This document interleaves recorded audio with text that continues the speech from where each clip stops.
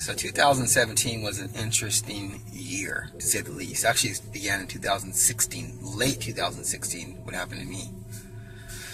Oh, I uploaded a video of my ex-girlfriend. She got some anomaly on her face.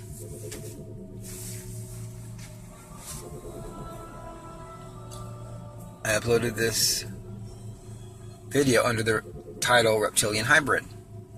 Ex-girlfriend or something like that. I uploaded it 4 years before that, but I only got 500 views for like a year. So I did it again.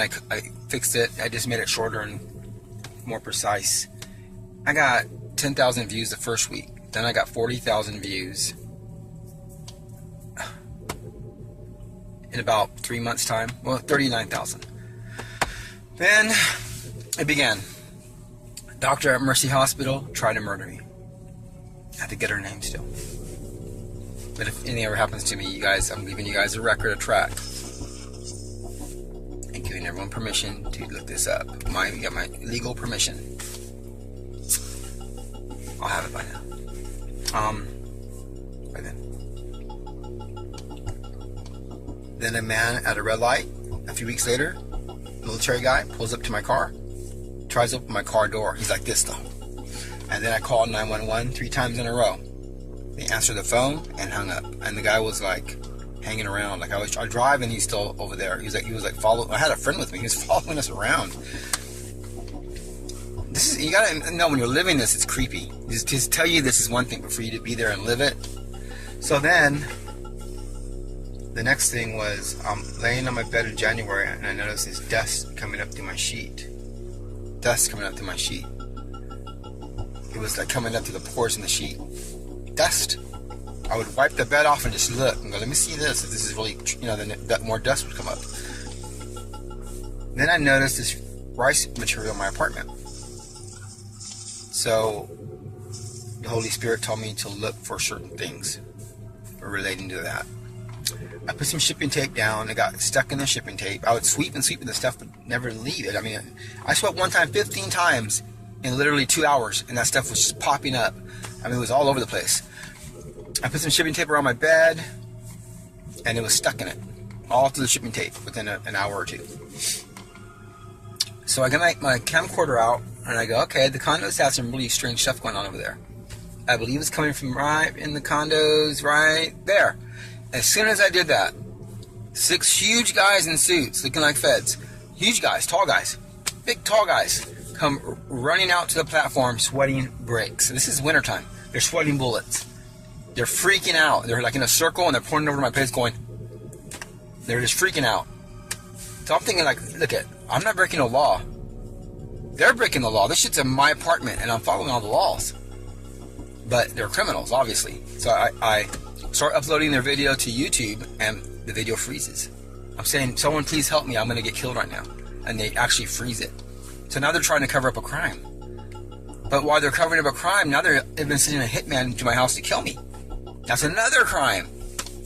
An hour or 2 hours later, a guy pulls up in front of my house with a silencer. He sits in his car for about an hour, sweating bricks. This will be part 2, by the way. My brother's out there washing a trash can and detours the guy from going down my driveway and killing me. I go to a friend's house for 2 nights. I come back. Now there's 12 cop cars across the street. 12 cop cars across the street.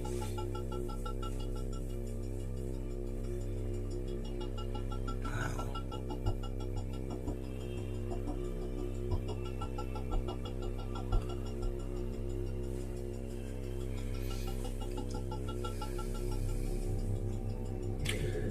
And the guy across the street that was friends with the condos, he seemed nice. He always said hi and stuff.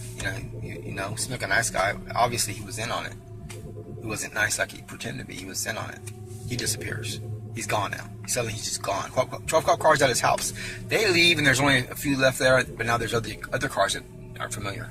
There's all these guys in suits, obviously, detectives. This is the same time this is all happening.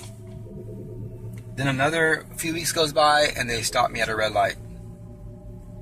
And the guy goes, like, you're talking too much. A week later, 2 huge Marine guys are in the condos talking to some guy over there. And they turn and they look at me and they go, They try to sneak in my back window. 1 o'clock in the morning. So I call the San Diego police. They come out and tell them what's going on. And the guy goes, okay, well, don't worry about it. And he looks at his friend and goes, shh. And then they both sneak off to their car and they leave. They don't even shine the flashlight. I call a second time, the lady hangs up on me. I call a third time, 3 in the morning now. Someone's like creeping around behind my studio apartment. You can hear the shoes cracking the leaves. And while the phone's ringing to 911, a voice hacks in my phone and goes, no one's gonna help you tonight. Something like that. My brother heard it and goes, whoa, what was that? I said, I told you there's someone out there. Cops show up, 5 cops this time. The 2 cops leading the thing come straight to me. They both get on both sides of me, on one side, other side of me, this side of me, that side of me. They try to you're crazy, you're nuts, go back upstairs. And then they go, there's no one back there. I'm like, wow. And I had to beg them for 20 minutes to just shine their flashlight behind my studio apartment.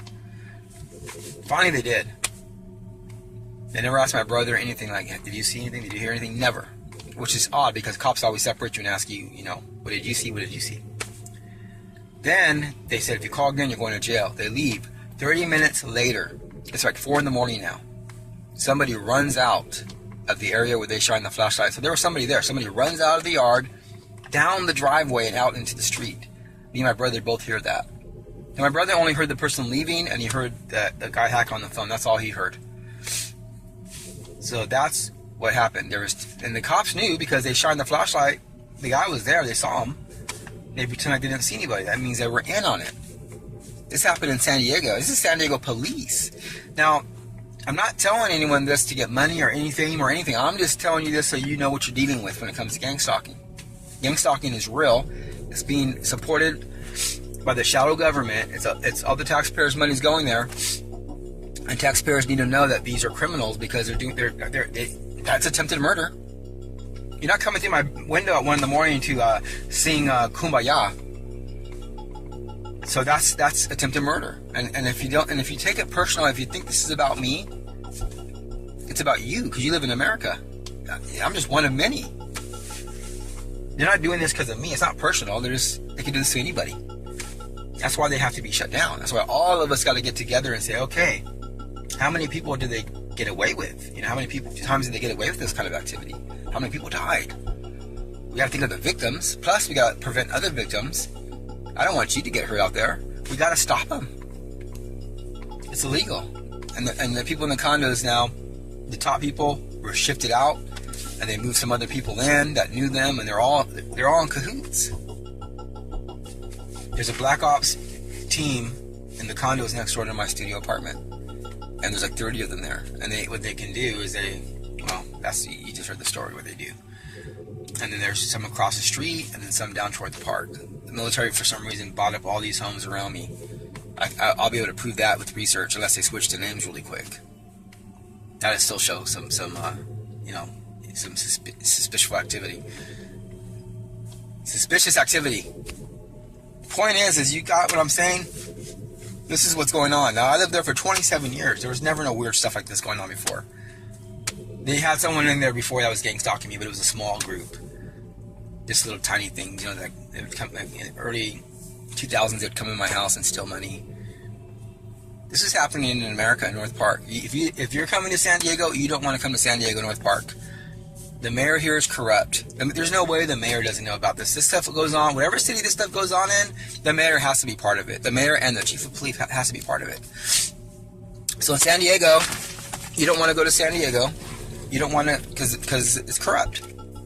They're doing gang stalking programs on American citizens. And they're also involved in theft, attempted murder, power tools have been missing from our property. I don't care if they're a cop or not. If I catch you on the property illegally, see, the thing is, if someone breaks in and I end up killing them to defend myself, they're going to say, oh, we can't find a background on this person, huh? Because they're government. They're getting paid taxpayers' money to do hardcore felonies. Now, we're either going to have law in America, or we're to scratch all the law. One or the other. But we're not going to be in between. Not no more.